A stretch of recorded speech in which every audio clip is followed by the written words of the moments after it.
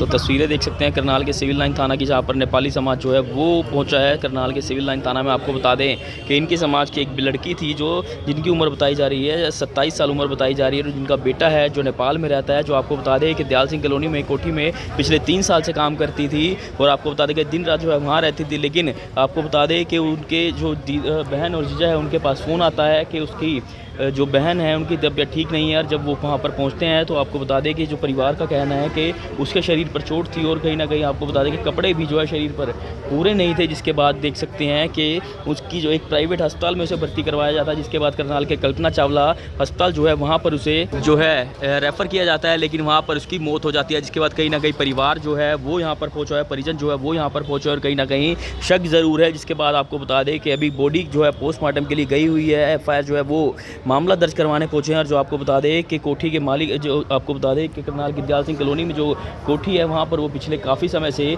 3 साल से जो है काम कर रही थी, और संदिग्ध परिस्थितियों में जो है उसकी मौत हो जाती है। आखिर क्या कुछ पूरा मामला है तो जांच के बाद ही पता चलेगा। फिलहाल जो परिजन है उनका क्या कुछ कहना है, देखिए तस्वीरें। 11 के बीच में हमने फोन करके बुलाया कि भाई तुम्हारे बहन ऊपर कमरे में लॉक लगा दी।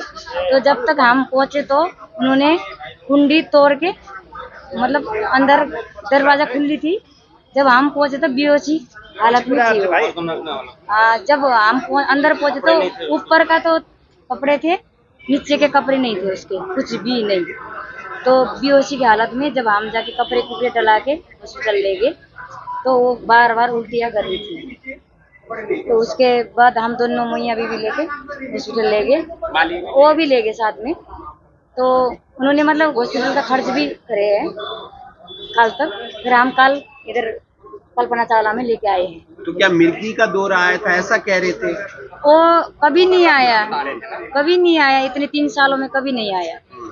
इनको पता ही नहीं। मालिकों ने क्या बताया आपको?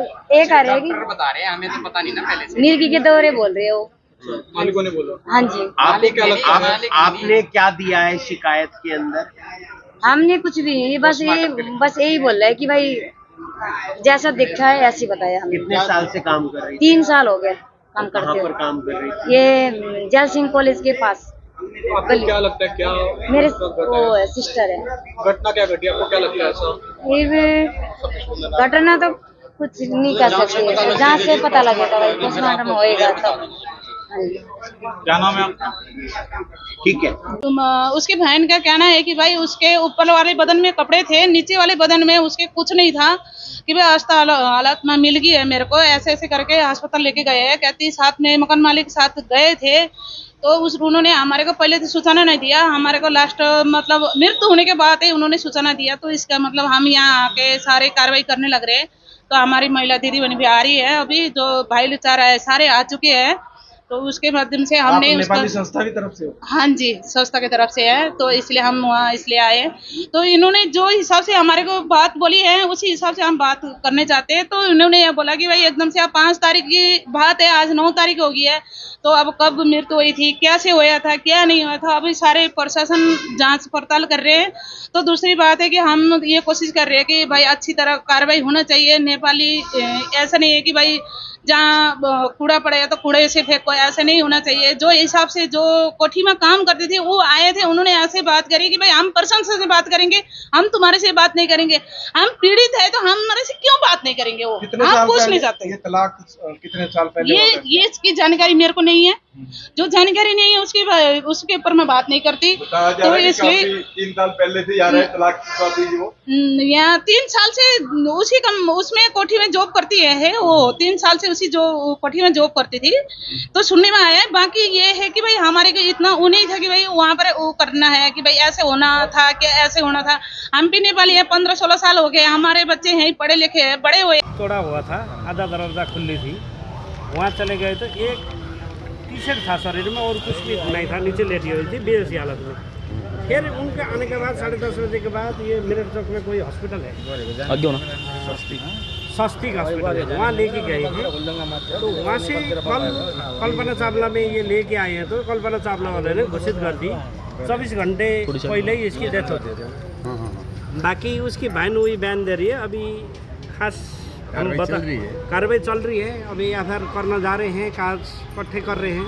अभी हॉस्पिटल में भी गए हैं, वहाँ पे पुलिस प्रशासन गई है।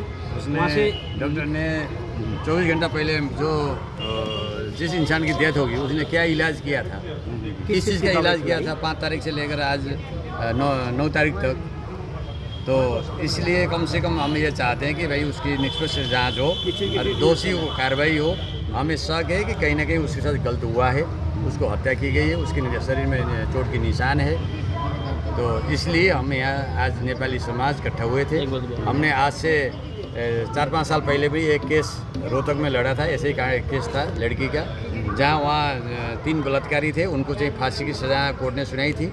ऐसे पिछले साल हम चंडीगढ़ में भी हमारा एक घटना हुआ था, वहाँ भी हमने चाहिए केस लड़ा था। तो आज ये हमारे नेपाली समाज के ऊपर एक दुखी बात है। एक जो नेपाल से नौकरी करने के लिए आई हुई लेडीज़ है, उम्र 27 साल की थी उसकी, एक बच्चा है उसका नेपाल में। तो उसको यहाँ 3 साल से जिस बंदे के पास काम करते थे कोठियों में, तो वो एक इंसानियती तौर में अगर वो ठीक होते तो कम से कम यहाँ आकर उन्होंने हमारे साथ सहयोग करना चाहिए था। वो बाकी यहाँ आने का भी एक जमन को नहीं कर रहे, और जो मालक है वो सामने भी नहीं आ रहे। जहीं कोठियों में गए थे हमारे भाई लोग, तो वहाँ कहने लगे कि भाई वो नहीं है अभी। इसलिए हमें शक है, डाउट है कि भाई कम से कम उसके साथ गलत हुआ है। जिस हालत में वो थी, जिस हालत में उसके शरीर में कपड़े थे, जिस हालत में उसके शरीर में चोट है, और जिस हालत में जो डॉक्टर ने, कल्पना चावला मेडिकल कॉलेज के डॉक्टर ने उसको 24 घंटा पहले मृतक घोषणा किया हुआ है। तो इसलिए इस केस में हो सकता है डॉक्टर भी जो इस हॉस्पिटल में इन्होंने इलाज के लिए लेके गए थे, वहाँ डॉक्टर का भी कोई भूमिका होगा।